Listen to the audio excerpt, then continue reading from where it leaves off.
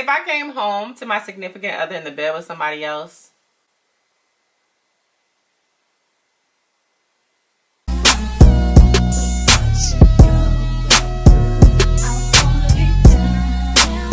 hello and welcome back to my channel. It's your girl Shan and I'm back with another video. If you haven't already, what are you doing? Go ahead and subscribe to my channel for more content. Today I'm going to be doing a what would Shan do video. Yeah, today I'm going to be doing my makeup, beating this face, and while I'm doing that I'm going to talk about what I would do in certain situations that my subscribers and followers have sent me and asked my opinion on. So it's completely anonymous, so I thought it would be super interesting and a great way for you all to get to know me and my perspective.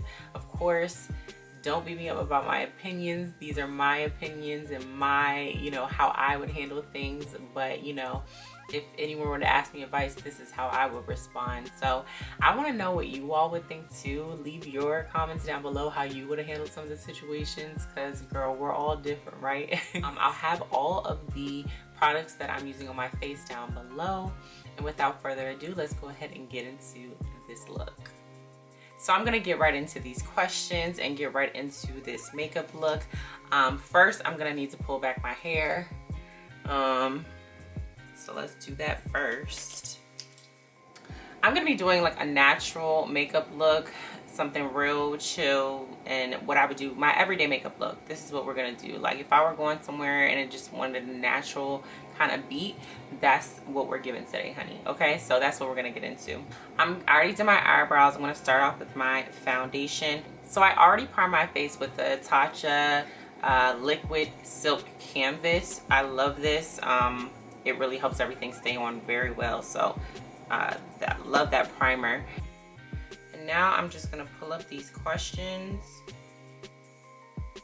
The first question is, what would I do if I found out my homegirl had sex with my new man 6 years ago before I knew either of them? This is a good question. Okay, it's my new man. My friend that I've known for 6 years. She messed with him before we ever met each other or before I ever met him. I would say I would continue to talk to him. I feel like 6 years has passed and I didn't know you when you knew him, and it just so happens that you dated him before we knew each other. Y'all aren't together now, you know what I'm saying? Y'all didn't work out for whatever reason. It was before we ever knew each other. I think it's no harm, no foul. I feel like, it is what it is because I did not know you then. You know what I'm saying? Like, I didn't know either of y'all then. And I feel like I can't be penalized for your past. As far as the friend is concerned, like the girlfriend, I mean, she should understand that. That's a hard one. I say go ahead and date the person, and I wouldn't stop dating him. I wouldn't. That's my personal opinion. I would love to see how y'all would handle that down below. The next question is, what would I do if I hit the lotto for $10 million? Girl, listen. For $10 million, what would I do? Would I quit my job after 10 mil? Yeah, I probably would. Is it enough for a lifetime? Technically yes, but I would make sure that I made money from that 10 million. I would invest in a type of business of mine. I would invest that money and it would grow. I would live my life. I would if I hit 10 mil, I'm going to have a few homes wherever I want to be. I'm going to travel a lot. I love to travel, so that's what I'm going to do. I'm gonna live my life. If I went into and I always said this, like, I'm gonna break my family off. You know what I mean? I'm gonna make sure my loved ones and the people I care about, they gonna be good too. Period. And I'm just gonna do what I want. I'm gonna live life to the fullest. And for me that means traveling, chilling, having peace of mind as far as it comes to finances are concerned. I can't say where I would live because honestly I would like to travel often, so I'd probably have a few homes in a few different places. I would want to stay, eventually I would settle down, but right now If I want 10 mil, no kids, no husband, no nothing, your girl is gonna be going wherever the hell she want, whenever she want, okay? That's on that. So that's what I would do if I want 10 mil. Blending in my foundation with this beauty blender, and this beauty blender is from I got this from Target, but I love it, and it just blends in so well. Next, I'm gonna take my concealer, my e.l.f. concealer, and I'm gonna put that under my eyes. So the next question, what would I do if I really like my job because it funds my dreams but also feels like it's suffocating you from living? That's hard. My thing is, use what you have to catapult what you want. So if you feel like you can't live your life with your job, the job that you have, and you feel like it's suffocating your dreams, the question is, what do you need to do to get to your dreams, right? What does getting to your dreams entail? And can you use your current 9-to-5 as a way to catapult those dreams to where you want to be?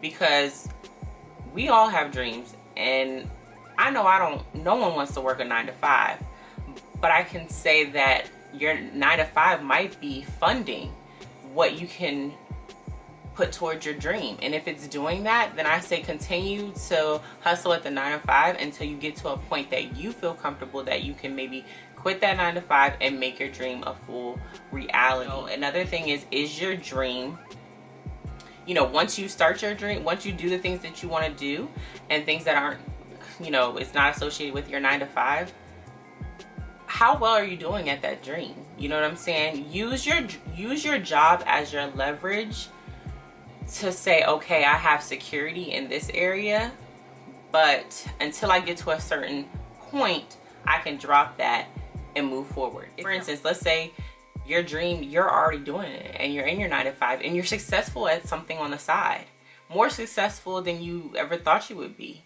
and it can fund your job, you know, fund what you need. Then quit that job and go. You know, I know a lot of people will quit their jobs and just say, hey, I can do it. I'm not that person. I feel like I need a certain level of security to quit my 9-to-5 in order to be able to do something that I love, that I know is going to make me money. It just has to be, it has to make sense. And I have to have that financial security if that's an option for me. I'm gonna tell you this, if it's something that's messing with your mental, if you feel like it's, you know, being at your job is messing up your day-to-day routine as far as like it's affecting you depression wise or something like that, then you need to evaluate where you're at. Nothing's worth your mental sanity. Nothing. You know, no 9-to-5, no nothing is worth your mental sanity if you feel like you're losing your mind at that job. But if not, sis, then keep that job and let it, and use that to catapult your dreams. Use it as leverage. You know, not to get all spiritual on everyone, because, you know, I am a Christian. And sometimes God is putting you in a position where he wants you to appreciate what's coming next. And you being suffocated at this current job, if he knows that's not what you want, he's going to catapult you into the next thing. But he has to know that you're appreciating the season that you're in now. So I say, personally, if it's not literally killing you to be at that job, then use that as a way to catapult your dreams and as leverage and as a tool to move forward and reach your dreams and reach those goals outside of it. Even if you feel suffocated, create a plan, make a plan and a cutoff period, whatever, so that you know that you're financially stable and it's a smart decision to get out of that role and move forward in something that you want to do on your own. So that's my advice, you know, because God is grooming you for what's next. He wants you to appreciate the season you're in so that you can be so thankful for the next season. And that's how I feel. All right, next question. So the next question is, what would I do if I were back at college, A&T? So those who don't know, I went to North Carolina A&T. That's where I graduated. I am an Aggie pride. Yeah.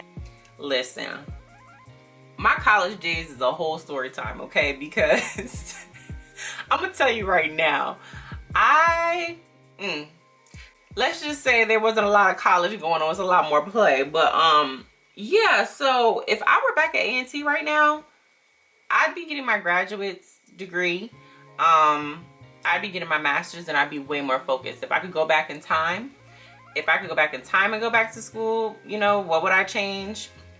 I would have been focused more on my studies. You know what I'm saying? Like when I went to college, my mama had me locked down clink before college. So when I got to college, I was like, oh, I am free. No curfew, no what? Yeah. So if I could talk to my old self, I would say sit your butt down and focus on your studies and really hone in on what you really want. Because I feel like also my degree, it's a cool degree, but I ended my career path when it went focusing on something else. And so I wish I would have honed in on that when I was in college, but I was really just trying to get the hell up. So I have a degree. I enjoy my degree. It does fall in line with my profession, but I just wish that I would have really taken advantage of the academics and really applied myself a little bit more had I been at A&T. But other than that, I wouldn't change it for the world. It grew me to be the person I am. I learned so much. And college were the best years of my life, to be honest. So I really can't say like, oh, you know what I'm saying, I would really change too much. But if I could go back, I would tell myself, come on girl, apply yourself, stop playing, and let's get through these 4 years. So the next question is, what would you do if you were in a one-sided friendship, you only give and they only take?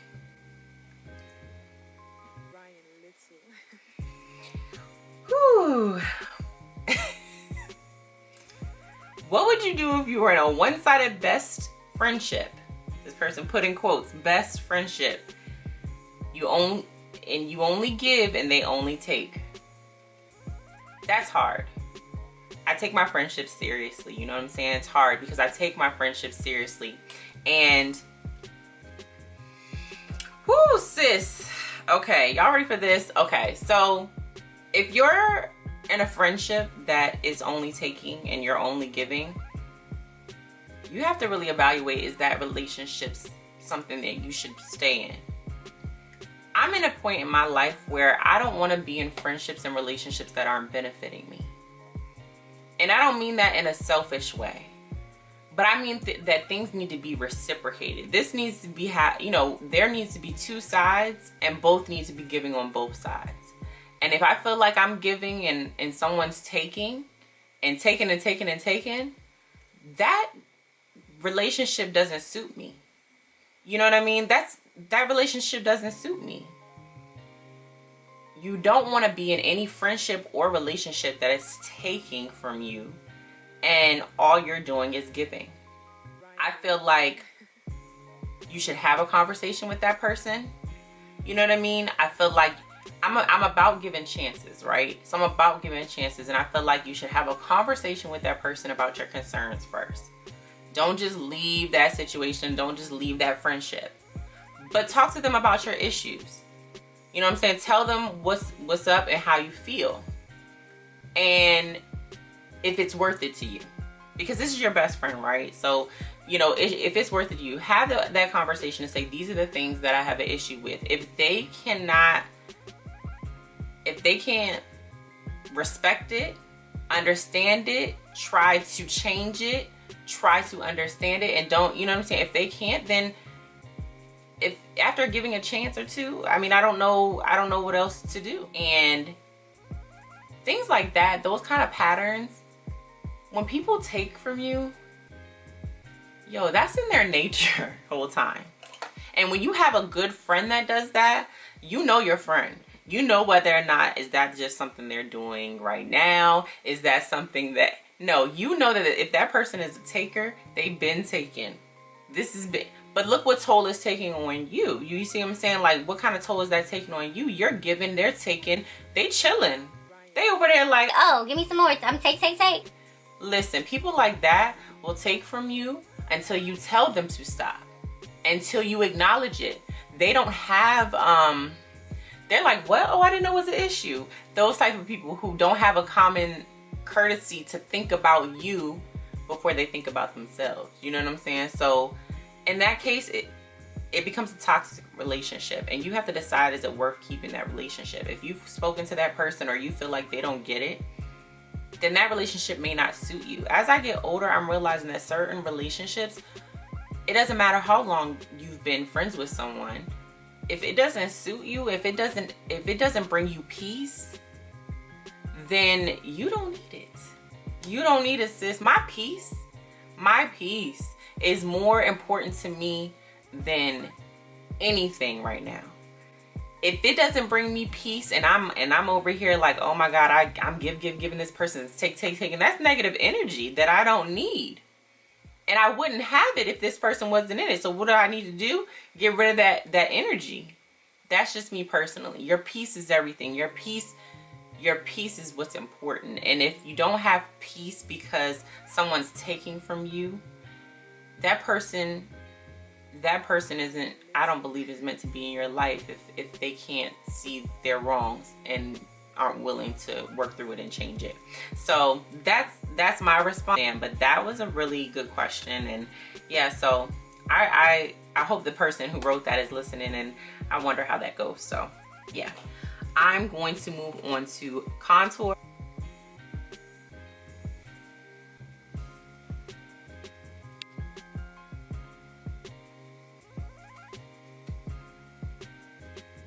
Okay, so the next question is, if you come home to your significant other in bed with somebody else, what would you do? If I came home to my significant other in the bed with somebody else,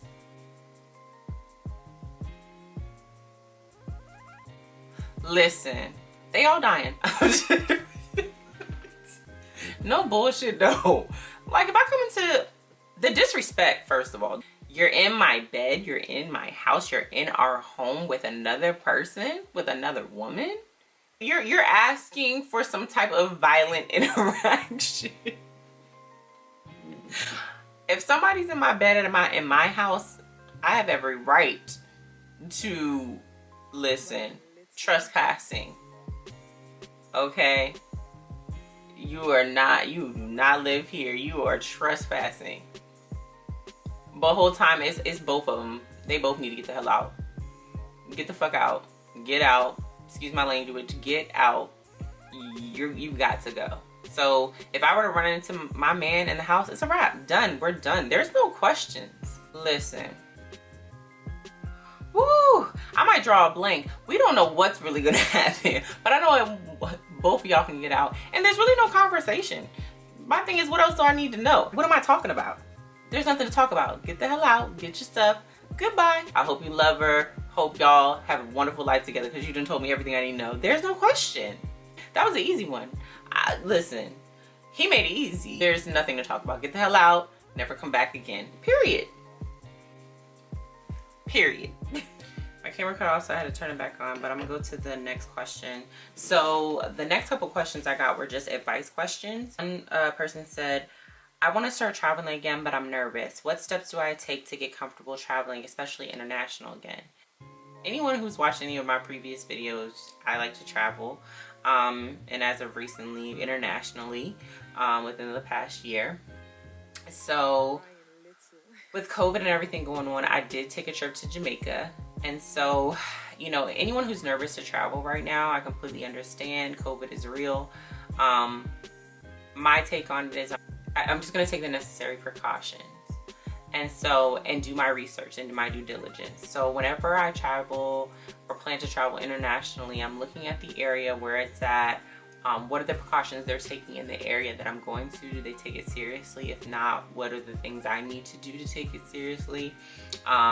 You know, when I'm researching, I want to make sure that I'm in a clean place that takes COVID serious. When I went to Jamaica, I did my research. I had to take a COVID test before I went. I had to, so I knew when I got on that plane, everybody who was on the plane with me at least got tested. I knew that. Jamaica's not playing, they have a curfew. So they took COVID very seriously. And, you know, I have another international trip planned this year, and just looking at the place you're going to and seeing how serious they take it, but also taking your own precautions. What makes you comfy? So for me on the plane, it meant me just covering my whole entire self up. And, you know, I had a short 3-hour flight, but you know, making sure I had my mask on. And that was my first time flying, you know, during COVID. So I made sure that I kept my, you know, I kept my mask on. You know, I didn't take any drinks during the flight. That's what made me comfortable. You know, I sanitized the seat when I got on the plane. You know, I don't care if they say they clean it, I'm gonna clean up behind them. So take the precautions that make you feel comfortable when traveling, especially internationally, and look at where you're going to and how they treat the pandemic. Is it a cleanly place that you're going to, or are you going to have to stay, I don't know, in the wilderness somewhere? Like, I don't know, like, you may not want to be going to, you know, a tropical place where you're not going to have fresh water, clean running water. I don't know how adventurous you're going to get, but look at where you're going and see if it meets your criteria for what makes you feel comfortable in these times of COVID. You just need to take the right precautions. So I think that was a wonderful question. So the next question is, my boyfriend wants to move in with me, but I'm unsure if I want to move in with him. I love having my own space. Have you ever lived with a significant other? Would you do it again? Woo. So you want to live with this person, but you like your space. Oh child, listen, I love my space. Okay, I love my space, and yes, I have lived with someone before. And my recommendation to anyone, I mean, because I've done it, I can't judge and I can't say don't do it. But after living and learning through that, if you're gonna live with someone, let it be a commitment. Some level of commitment. I'm not going to move in with anyone again. I told myself I don't want to move in with someone again unless we are engaged or there's some level of higher level of commitment. But if you like your own space, you know, think about what are the reasons y'all are moving together. Is it for financial reasons? Is it just because he wants to? If so, where is this relationship going? If it's something long term, maybe it's something you want to consider. But for me, I feel like don't do it if it's not past a boyfriend girlfriend situation. Now, people may argue with me, you need to get to know somebody and know how they live, blah blah blah. But if we're not moving towards marriage, I don't desire to live with anyone. I just don't. But if it's for financial reasons and things like that, I understand, because like I said, I've been there. But if you like your own space, then create boundaries. If you absolutely must live with this person, make sure there's enough space that you can have your own space. So make sure there's maybe levels to the home. You know what I'm saying? Don't stay separate rooms so that if y'all get into something or you want your space, you can have your alone time and have your own space. So I like to have different levels of the house so that I can go upstairs, you can go downstairs. Either way, we have in our own space, you know what I'm saying? So that we don't feel crammed up on top of each other. When you feel like you've lost your space, that's when you're gonna feel like you've lost yourself. So I would recommend just making sure you have some designated space to yourself so that you don't feel like you're losing anything. Next question. I love your vlogs and your hauls are the best. Thank you. Especially for us tall girls, how do you stay motivated when vlogging or any goals really? Because a sister is discouraged. Oh gosh, I get discouraged myself too, and I need to work on my consistency. You know I put out content, but I'm not where I want to be, and I'm not doing and meeting all the goals that I want to. So I appreciate that you enjoy my hauls and you feel like I'm motivated, because in certain ways I am, but in others I feel like I could be more motivated. What I've been doing to keep myself motivated is to remind myself of my goals and why I'm doing the things that I'm doing. You know, what do I want out of YouTube? What do I want out of my audience? Honestly, it brings me self gratification to be able to bring content and things that are informative to my subscribers. It fulfills me. It's a certain level of fulfillment that I get, and so that's how I definitely stay motivated in coming back to my channel and creating content for my subscribers. But you have to think about what motivates you and why you're doing the things that you're doing. Once you hone in on that and understand your why, you will be able to continue to be motivated. I stay active in the thing in what I love. So, you know, I'm always watching different content creators and how they edit. That stuff fascinates to me. Like, I love seeing people with new content and new ways of creating content, how they, you know, editing and how they just display their content. So stay up on what you enjoy and like how you can make it eclectic in your own.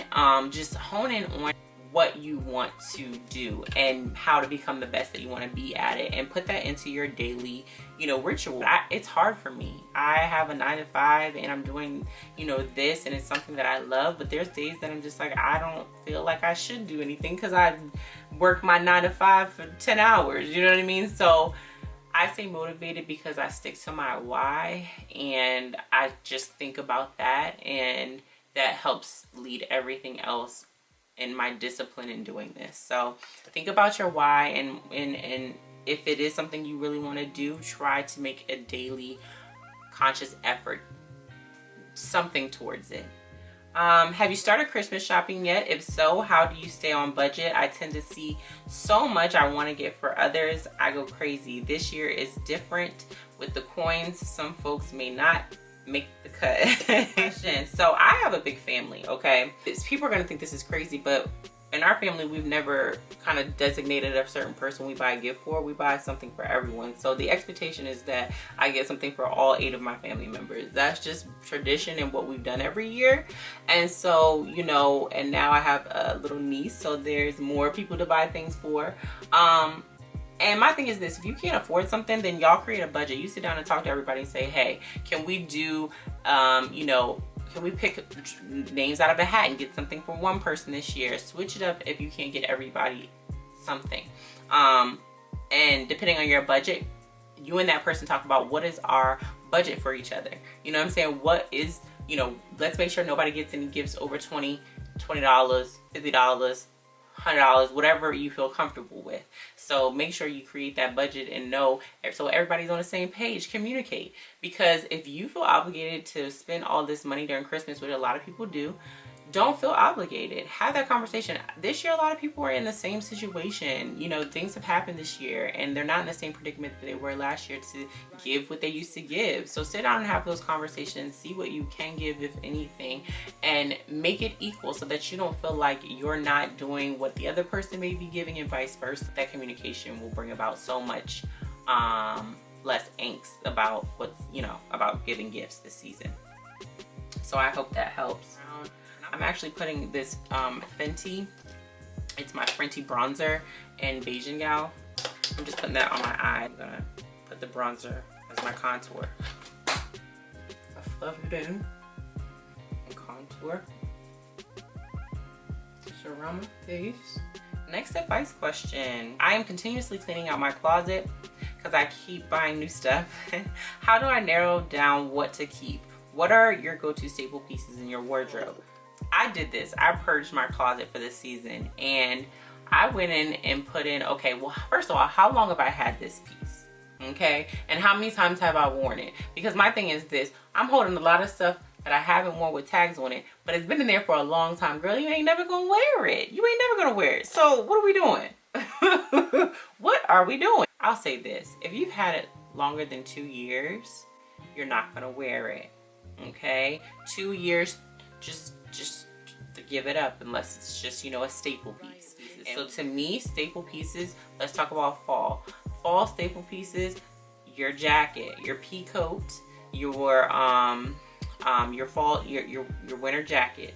You know what jacket I'm talking about. Maybe it's a pea coat, maybe it's a raincoat, maybe it's a leather jacket. To me, that's a staple.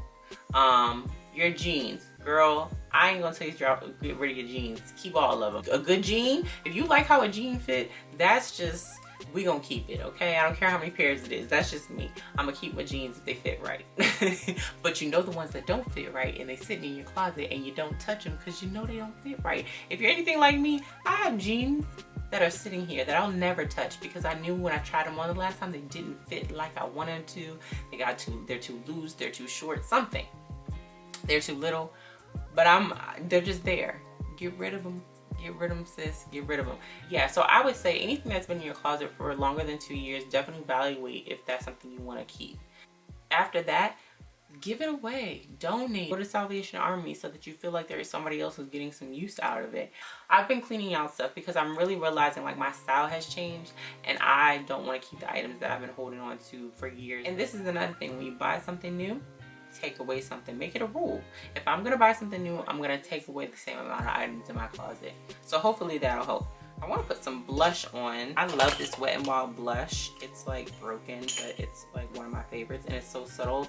It's their pearlescent pink by Wet n Wild. Girl, this is like $2. Okay, $2. I just take some on my brush and tap it off, and then I just brush it. You see how it gives some pigment? But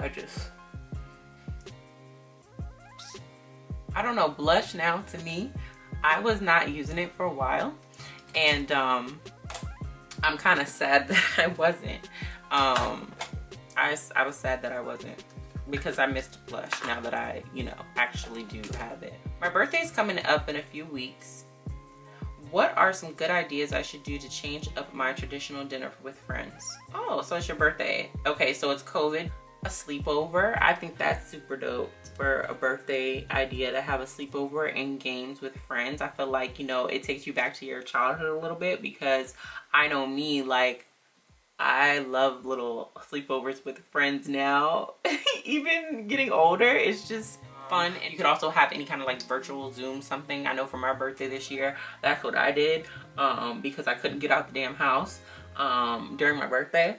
So I had like a little Zoom something with my friends, and that was cool because I was able to, you know, we still were able to celebrate from afar or whatever. So I think that's cool. I want to can get together with friends, a wine tasting, that's dope. I feel like if you can go to a local wine tasting in your area, you know, you have to be super creative now, but yeah, something virtual, maybe a wine tasting or a sleepover with a few of your close girlfriends to just chill and have game night and drink some wine, get drunk, tell stories and play games and just, you know, laugh. I think that that is like that's, you know, so fun to do. So that's my recommendation. Someone said, I want to start getting cute again, but I don't want to do a full face of makeup. Since we aren't going nowhere for real, how can I do a quick makeup routine to look refreshed and not overdone? And so that's a good question. This is my like less makeup look, but for no makeup, I just put on my brows and a little mascara. And if you have a BB cream or a tinted moisturizer, you can use that because it's super light. But for real, whenever I'm going somewhere, I'm wearing my mask anyway. I've been really doing no makeup, and it's been doing wonders for my skin. And I have my lashes, so I don't even put on mascara. I feel like my lashes do it. I put my eyebrows on because girl, I ain't got no eyebrows, so I gotta draw those in. And then I just go, maybe some cream blush if you have that, and just go, and you can just have your natural face. That's literally what I have been doing. This is my like if I'm going out no makeup look, but that's what I recommend. You know, if for your chill, like, okay, I'm just going to the store, a little beat, but I want to be cute, I don't know who I'm gonna run into type thing, you know. And then I'm gonna put some mascara on my lower lash. Then I have one more question, and that was, I'm starting to take care of my skin more. What's the correct steps I need to do before I add makeup? I was always told to cleanse, tone, moisturize, and use primer. Is this correct? If yes, what products do you recommend that make the makeup look flawless? So yes, I do believe that the cleanse, tone, moisturize, and primer, that is correct. Technically, that is correct. Making your makeup look flawless is about what you care for, how you care for your skin. I feel like everybody's skin routine is different. Yes, those bases are necessary prior to, but that may not work for everyone. I have sensitive skin, so some of the products I may use may not work on you. What I have noticed though, so I do have my, you know, prescribed cream and facial wash that I have is prescribed, but I also whenever I'm taking off my makeup, I use my Neutrogena wipes. For some reason, my skin has been way better just using the wipes. Like, no lie, I don't put makeup on often, but even when I'm not wearing makeup, I'll put the Neutrogena wipes on, and I see a difference to my skin. There's something in the Neutrogena makeup wipe. I feel like there's some kind of medicine or like something in it that does well for my skin and keeps my acne at bay. So I've been like literally wiping my face with those, and it's really helped my skin out and kept my acne kind of chilled out. Can't say that works for everybody, but that's what I've been doing. Yeah, I'll be honest, I'm not the best at any skin regimens or anything like that, because I do see my doctor for that. And any products that I've seen other people use, they're not usually good on my skin. So I'm very hesitant to try facial products and facial washes. I will say this, Trader Joe's has a tea tree facial wash. That's helping me. It's a tea tree oil, but it's a facial wash from Trader Joe's. I think it's like, girl, probably like $5. That is doing well for my skin. I put it on my little facial scrubber brush. That's also helping out my acne. It's keeping my acne at bay and keeping those dark marks, like my acne scars, at bay too. So I recommend that. That's what I use for a facial scrub, and I believe it's all natural. Everything in Trader Joe's is, but this, it's natural. So that is what I recommend when it comes to any kind of facial anything. I'm using this Shaded by Jade liner. This is from a black owned business, and she actually has a YouTube. I'm gonna link her down below. I love her lip liner. And then I'm using this NYX gloss in Madeline. This is the final look. I hope that you all enjoyed this video and hearing some of my opinions. Comment down below how you would handle some situations. Would you handle them differently? I'd love to know down below. And until next time, I'll see you then. Bye guys.